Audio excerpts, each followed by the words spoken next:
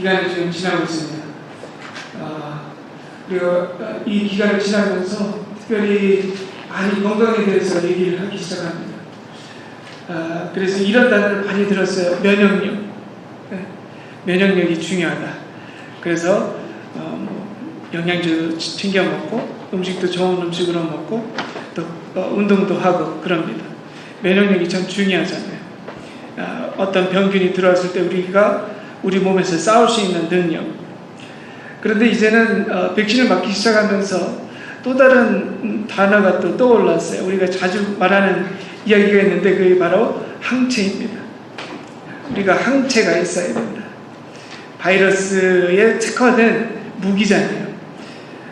그래서 우리가 백신도 맞고 그리고 기간이 지나면서 항체 검사도 하시는 분들도 계세요. 나에게 진짜 항체가 있나 없나.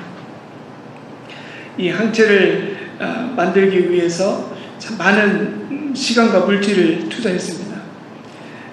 그리고 이 백신을 맞으신 분들이 이제 마스크를 이제 벗으시는 것도 많죠.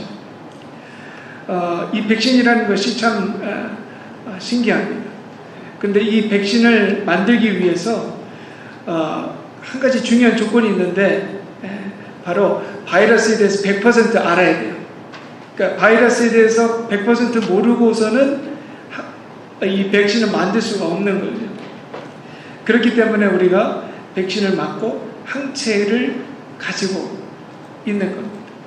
그래서 이 항체가 있기 때문에 좀 더 자유롭게 일상으로 이제 우리가 돌아갈 수 있는 준비를 하게 되는 거죠. 자, 요즘에는 이제 돌연변이 이제 델타 바이러스가 이제 또 퍼지고 있다는 이야기가 있는데 제가 한번 순서를 세봤어요. 이 델타 변이라고 하는 얘기가 4번째 변이를 한 의미가 있더라고요. 알파, 베타, 감마, 델타 이렇게 순서가 있는데 이 바이러스가 우리 몸에 잘 침투하기 위해서 몇 번을 지금 자기를 바꿨다는 의미이죠. 4번이나 바꿨다는 거예요. 근데 그거를 생각해 보면 참 이 바이러스도 참 노력이 가상하다. 얼마나 우리 몸에 들어오고 싶으면 4번씩이나 바꿨을까. 자, 그러면서 참 두려운 거예요. 그렇죠? 끊임없이 자기를 바꾸면서까지 우리에게 침투하기를 원하잖아요. 참 이게 언제 끝날지 모르는 상황이 있지만 그러면서 우리가 영적으로도 한번 생각을 해볼 수 있어요. 사단이 우리에게 끊임없이 침투하기를 원합니다. 우리 영을 무너뜨리기를 원해요. 그것이 바이러스라고 친다면 과연 사단은 우리에게 그 시험을 걸기 위해서 몇 번째 자기의 계략을 바꿨을까? 아마 수십 번 바꿨을 거예요. 수십 번 형태를 변화시키면서 우리를 넘어뜨리기 위해서 끊임없이 본인 스스로 노력을 하고 있는데 두렵기도 합니다. 언제 그 사단의 시험이 우리의 삶 속에서 끝날까? 근데 요거 하나는 분명히 기억하십시오. 아무리 사단의 시험이 강하고 교묘해도 그 사단의 시험을 분명히 알게 되면 우리는 이길 수 있다. 하나님께서 우리에게 바이러스에 노출시켜 놓으신 게 아니라 우리에게도 항체를 주셨어요. 우리에게 항체를 주셨어요. 분명히 우리가 시험에 넘어지지 않고 그 시험을 넘고 이길 수 있는 방법. 오늘 말씀을 통해서 우리가 그 사단의 시험에 항체를 다시 한번 훈련하고 또 만들어가는 그런 은혜의 시간이 되기를 간절히 소망합니다. 오늘 본문 13절 이렇게 시작합니다. 사람이 시험 받을 때에 내가 하나님께 시험 받는다 하지 말지니. 아멘. 아무래도 초대교회 초대 그리스도인들에게 시험이 많이 있었을 거예요. 지금 우리들에게도 있죠. 그런데 이 초대교인들이 시험을 받을 때 뭐라고 얘기를 했을까? 이렇게 얘기했던 것 같아요. 하나님께서 내게 시험을 주신다.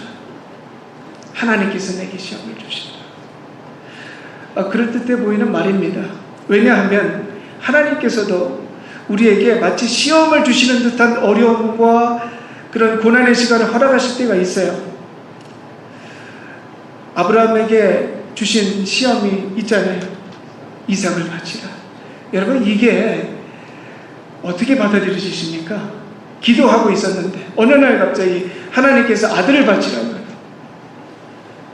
이거는 그냥 어떤 시련 정도가 아니라 이렇게 심각한 시험이 어디 있습니까? 하나님께서 그런 고난과 어려움의 시험, 마치 시험을 주시는 듯한 그런 일들이 성경 속에도 많이 나오거든요. 그런데 오늘 본문을 자세히 살펴보시면 이 시험이라는 단어가 그냥 우리는 시험 이렇게 말하는데, 영어로는 이 시험이라는 단어가 세 가지로 구분이 됩니다. 첫 번째로 테스트, 그리고 두 번째는 우리가 지난주에 다뤘던 트라이얼, 이 시련이라는 거죠. 그리고 오늘 야고보서에서 말하는 이 시험은 바로 temptation입니다. 즉 유혹이라는 거예요. 그러니까 오늘 말씀을 달리 보자면 하나님께서 나를 유혹하신다 말하지 말라 이 말이에요. 하나님께서 나를 유혹하신다, 이 말은 절대로 하나님께서 우리에게 유혹으로 시험을 걸지 않으신다는 말씀이에요. 이 유혹의 시험은 누가 경험을 했을까요? 대표적으로 아담과 하와가 경험한 겁니다. 하와가 사단에게. 그리고 요셉이 경험했어요. 보디발의 아내가 유혹하는 것. 그 시험이에요. 그리고 예수님께서도 경험하셨죠. 세 가지 시험. 그것이 대표적인 사단의 공격이고 시험인데, 이 템테이션의 궁극적인 목적은 뭘까요? 믿음을 단련시키기 위함일까요? 아니면 그 반대일까요? 믿음을 완전하게 무너뜨리기 위함이에요. 이 요거는 걸렸다 하면 넘어지는 겁니다. 아무리 견고한 사람도 이 유혹에 걸려들었다가 그 밑바탕도 없을 정도로 넘어지게 되어 있어요. 쌍글이 없어지는 것이죠. 그런데 우리 하나님께서는 우리를 절대로 유혹하시면서 시험하지 않으신다. 그 이유가 13절에서 분명하게 말씀하고 있어요. 하나님은 악에게 시험받지도 아니하시고 친히 아무도 시험하지 아니하시느니라. 아멘. 우리 하나님이 어떤 존재인지 분명하게 고백하고 있는 구절이에요. 악에게 시험받지 않으시는 분입니다. 우리 하나님께서는 능력 있으신 분이에요. 오히려 사단의 시험도 은혜로 바꾸실 수 있는 능력 있으신 분입니다. 하나님은 사단의 시험을 은혜로 바꾸신다. 오늘 이 구절의 말씀을 보면 아마 이런 인물이 떠오르실 거예요. 욥이 사단에게 시험 받을 때 사단이 누구에게 그 시험 할 것을 허락받나요? 하나님에게 허락받잖아요. 그리고 하나님께서 허락하십니다. 그런데 정말 하나님께서 이 시험이라는 것을 허락하지 하시는 걸까? 그런데 여러분, 욥이 사단에게 당했던 시험을 한번 자세히 살펴보시기 바랍니다. 사단이 욥에게 걸었던 시험은 템테이션, 유혹입니까? 아니면 트라이얼, 시련입니까? 유혹이 없어요. 시련이었어요. 오히려 그 가운데 사람들이 욥에게 하나님을 버리라, 그렇게 유혹을 했지만, 사단이 욥에게 걸었던 시험은 트라이얼, 시련들이었어요. 재산 잃어버렸고, 자녀들 다 잃어버렸고, 건강까지 잃어버렸잖아요. 저는 이런 거를 한번 봤어요.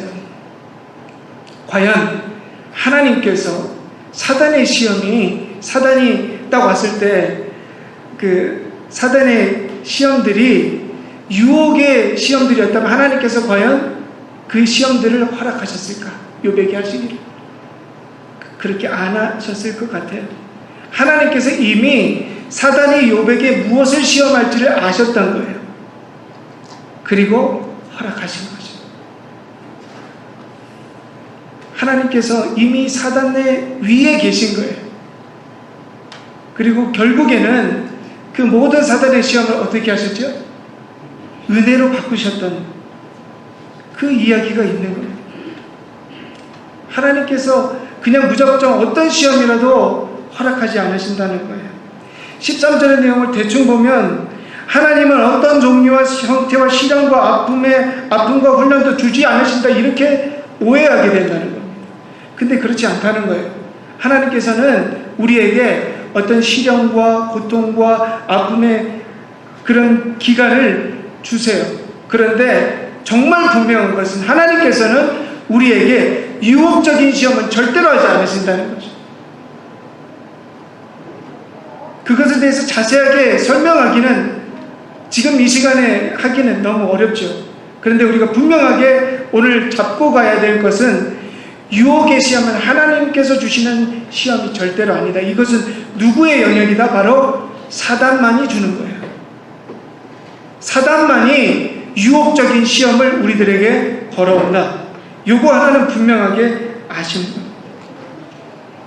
자, 그러면 하나님의 시험을 대하는 자세와 사단의 시험을 대하는 자세가 분명하게 갈려야 돼요. 여러분, 하나님께서 우리에게 시험을 주세요. 테스트 하시고 트라이얼, 시련들을 주실 때 어떻게 하라고 하셨죠? 지난주에 말씀 나눴는데 참고 견디라. 그게 하나님께서 우리에게 주시는 시련에 대한 우리들의 자세죠. 그렇죠? 견디는 거예요. 그리고 하나님께 기도하고 지혜를 구하고 하나님께서 그 모든 지혜를 다 주신다. 그러면서 견뎌라. 그런데 사단의 시험은 어떻게 해야 될까요? 요셉이 잘 보여줬어요. 사단의 시험은 어떻게 하는 거예요? 도망가는 거예요. 도망가는 거예요. 그리고 예수님께서도 잘 말씀해 주셨어요. 예수님께서 사단의 시험을 어떻게 이기셨나요? 말씀으로 이기셨어요. 말씀으로 오는 시험을 말씀으로 이기셨어요. 그리고 하나님의 전신과 주 중에서 이 진리의 말씀을 의미하는 것이 뭐냐? 허리띠입니다. 허리띠. 첫 번째로 진리의 허리띠를 차라, 이렇게 말씀하셨어요. 그런데 좀 더 살펴보니까 왜 허리띠가 필요한가? 위에 옷, 아래 옷을 잘 붙잡아주기 위함도 있지만 속옷을 붙들어주기 위함이라고 합니다. 속옷. 여러분, 우리가 아무리 겉에 옷 잘 입어도 속옷이 불편하면 어떻게 되죠? 다 무너지잖아요. 우리의 마음의 중심이 흐트러지고 우리의 중심이 흐트러져 있다면 사단의 유혹 가운데 이길 수 있는 능력이 없다는 거예요. 우리의 본성적인 것을 붙잡지 않으면 우리는 사단의 유혹에 넘어갈 수밖에 없는 존재라는 거예요. 근데 여러분 한번 살펴보세요. 여러분들 하나님께서 주시는 시험, 사단이 주시는 시험 이렇게 구분되어 있는데 어떻게 그동안 반응하셨나요? 우리가 반대로 반응했어요. 반대로. 하나님께서 주시는 시험은 피하려 하고 사단이 주는 유혹의 시험은 그 앞에서 막 견디려고.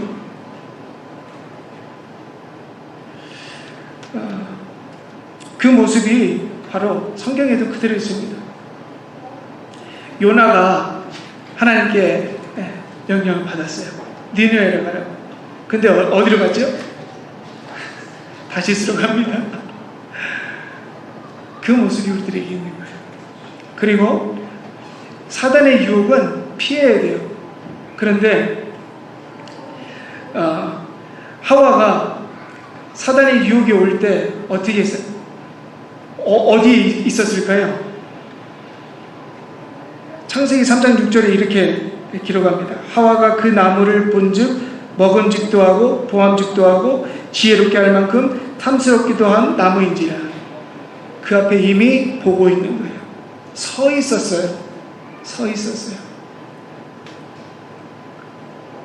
이미 사단이 그걸 다 알고 하와에게 다가와서 시험을 걸었던 거죠. 14절에 보면 왜 우리가 사단의 시험에 속절없이 무너질 수밖에 없는지를 콕 집어서 말씀하십니다. 14절. 오직 각 사람이 시험을 받는 것은 자기 욕심에 끌려 미혹됨이니. 아멘. 무엇 때문에 시험에 걸려든다고요? 욕심 때문에. 하와가 어느 날 사단에게 시험 받은 게 아니라는 거예요. 에덴 동산을 거닐면서도 하나님께서 하지 말라고 하신 그 선악과를 보면서 어떻게 했다고요? 항상 마음에 품었던 거예요. 저거 맛있게도 생겼고, 이쁘게도 생겼고, 근데 저걸 왜 먹지 말라고 하셨을까?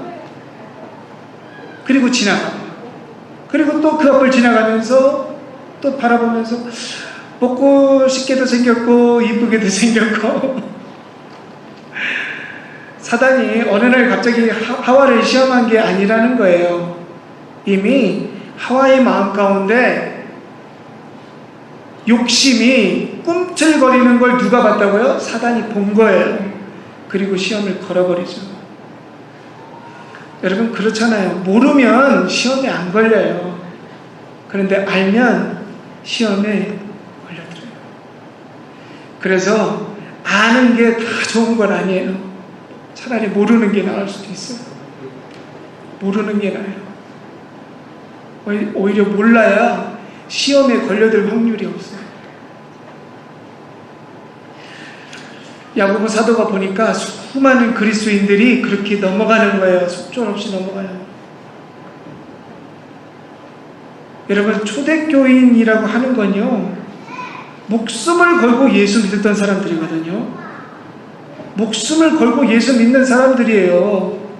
그런데 그 목숨을 걸고 예수를 주님으로 인정했던 사람들이 너무나 속절없이, 너무나 허무하게 사단의 유혹에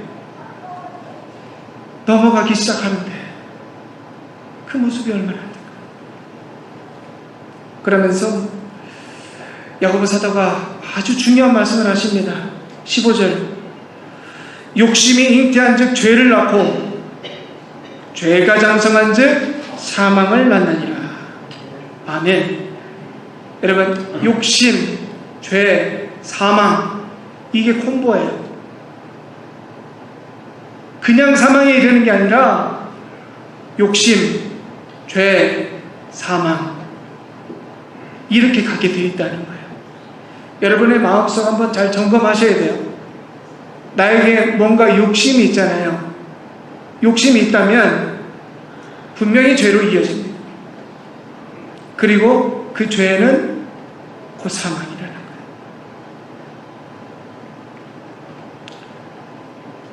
우리가 사실 욕심이 얼마나 많아요. 여러분 욕심 없으신 분들 계세요? 저도 없다고 말을 못해요. 저도 사실 욕심이 있어요. 어떠한 형태의 욕심이든 있어요.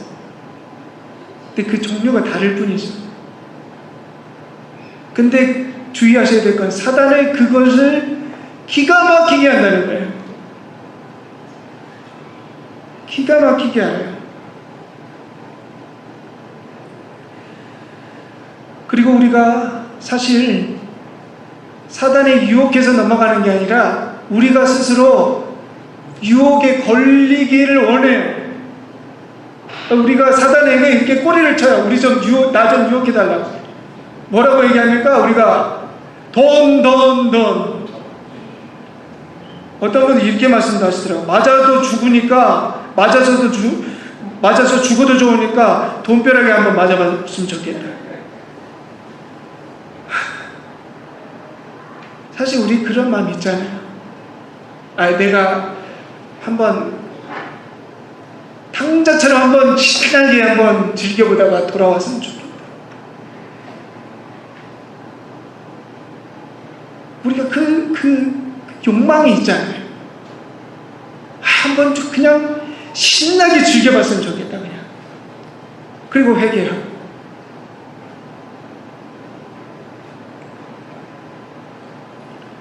사단의 유혹에 제대로 속고 있는 겁니다, 우리가. 사단의 유혹에 제대로 속는 거예요.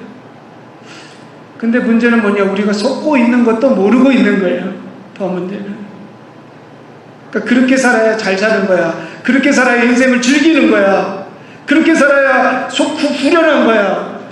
그거 누리지 못하면 불쌍한 거야. 그렇게 누리지 못하면 하나님께서 날 버리신 거야. 하나님의 은혜 누리지 못하는 거야.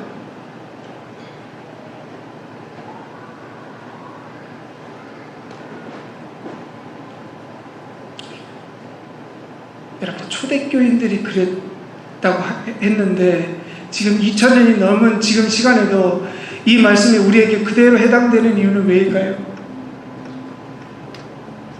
그게 우리예요. 그게. 그러면서 하나님께서 나를 시험하신다. 우리가 그렇게 할 말 자격이 있습니까? 하나님께서 그런 시험을 주신 적이 없다는 거예요. 근데 우리가 구분을 하지 않아요. 어렵고 힘들면 사단이 준다고 그러고, 정말 유혹인데도 그거 하나님께서 주신 은혜라고 착각하고, 그거 냅다 받을 때가 얼마나 많은지, 그러면서 믿음 다 잃어버리고.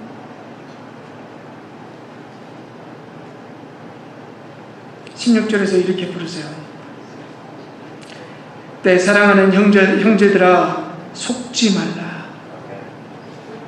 속지 말라. 여러분, 이 간절한 진심 어린 부르심이 들려지십니까? 내 사랑하는 형제들아, 내 사랑하는 형제들아, 속지 말라. 속지 말라. 저는 이 구절을 묵상하면서 참 이 어느 영화의 한 장면이 생각이 났어요. 마지막 장면이에요. 거의 인디아나 존스라는 영화의 이제 마지막 장면인데, 이 인디아나 존스라는 영화는 성배를 찾아 떠나는 영화잖아요. 성배, 막 어디 굴러다니는 성배를 찾으러 결국에는 그 주인공이 성배를 찾아요. 그리고 그 앞에 있습니다. 근데 주인공이 떨어질 위기에 처해 있어요. 그런데 한 손은 아버지의 손에 붙들려 있고, 나머지 한 손은 그 성배를 막 이제 잡으려고 하는. 그렇게 찾아 있는 성배를 봤어요. 조금만 뻗으면 잡을 수 있어요. 그런데 문제는 뭐냐? 조금만 더 뻗었다가는 아버지의 손을 놓치게 생깁니다. 한마디로 죽는 거지. 그때 아버지가 도저히 안 되겠다 싶어서 그 주인공 아들의 이름을 불러요. 나지막한 목소리로, 인디아나, 인디아나. 근데 그 아들이 못 듣는 거예요. 그런데 인디아나 했을 때 뭐 들어요. 그리고 아버지를 딱 쳐다봐요. 아버지가 뭘 하느냐? 괜찮아. 그거 잡지 않아도 괜찮아. 우리 잊고 다시 돌아가자. 그리고 그 주인공이 성배에 뻗었던 손을 이제 그 손을 아버지를 딱 붙잡으면서 살아나요. 여러분, 우리가 지금 다 그 상황에 있는 것 같아요. 한 손은 하나님께 붙들려 있지만 다른 한 손은 어떻게 하는 거예요? 그거 잡으려고 죽는지도 모르고 끝까지 손 뻗으려고 하는 모습. 오늘 야고보서에서 말씀하시는 거예요. 사랑하는 내 형제들아, 사랑하는 내 형제자매들아, 사랑하는 내 형제자매들아, 속지 말라. 속지 말라.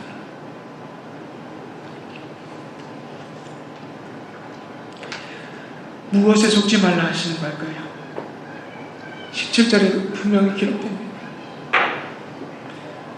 온갖 좋은 은사와 온전한 선물이 다 위로부터 빛들의 아버지께로부터 내려오나니 그는 변함도 없으시고 회전하는 그림자도 없으십니다.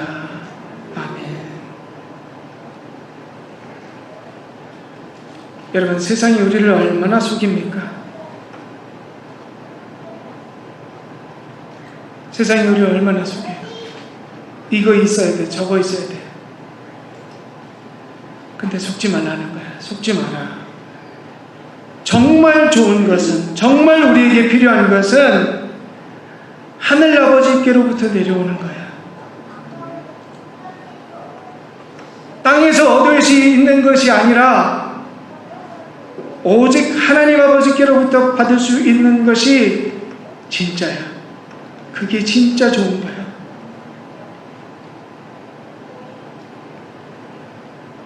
여러분, 이 음성에 아멘 하시기 바랍니다.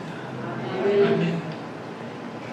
이 땅에서 우리가 좋은 것 누리고, 아무리 누리고 누려봐야 그거 진짜 우리에게 주시는 좋은 게 아니라 하나님 아버지께로부터 받아야 우리가 만족할 수 있다. 그리고 이제 우리가 어떤 존재인지를 다시 한번 깨닫게 하시는 말씀이 18절에 있어요. 우리가 어떤 존재인가? 18절, 그가 그 피조물 중에 우리로 한 열매가 되게 하시려고 자기의 뜻을 따라 진리의 말씀으로 우리를 낳으셨느니라. 아멘.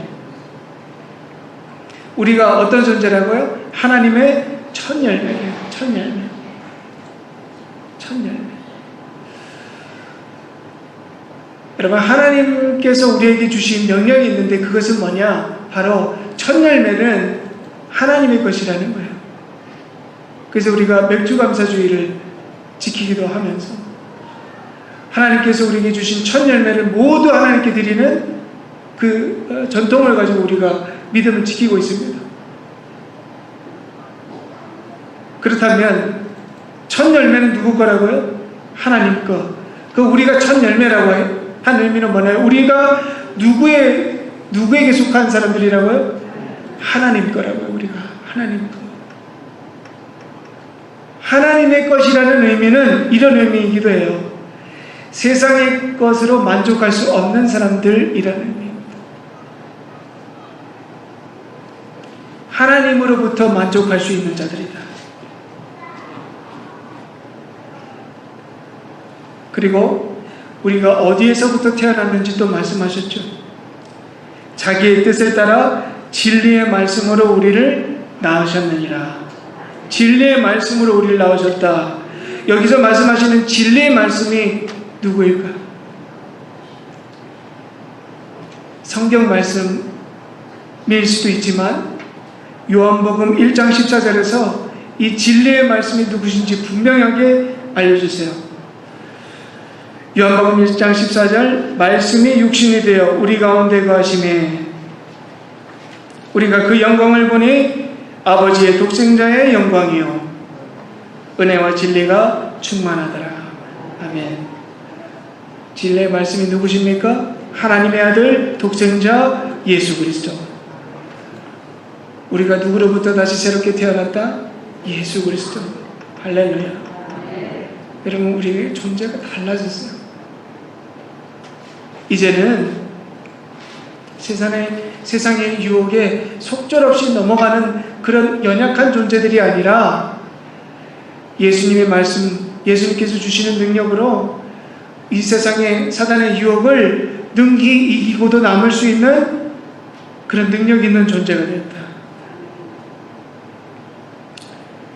여러분, 이제 시험이 구별이 되십니까?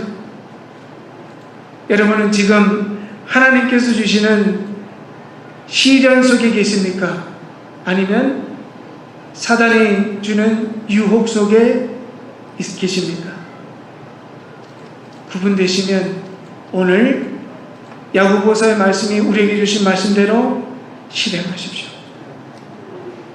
그리고 견디시든지 아니면 도망가시든지 아니면 말씀으로 무찌르시든지